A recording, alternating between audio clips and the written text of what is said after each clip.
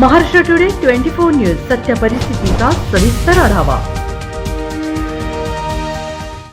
नमस्कार, स्वागत आहे आपलं महाराष्ट्र टुडे न्यूज मराठी या वृत्तवाहिनीवर। पाहूया महाराष्ट्रातील काही विशेष घडामोडी।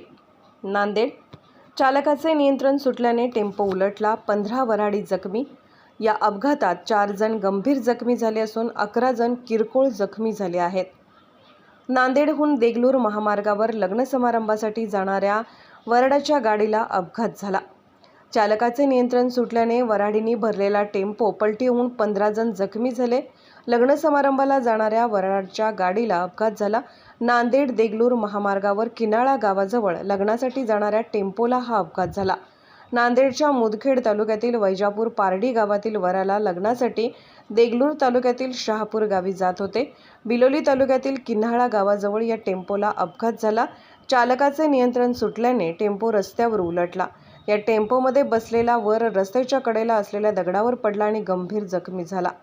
महाराष्ट्र टुडे मराठीसाठी प्रतिनिधी कालिदास अनंतोजी, नांदेड। आजच महाराष्ट्र टुडे 24 न्यूजला सबस्क्राईब करा आणि सत्य परिस्थितीचा सविस्तर आढावा पहा।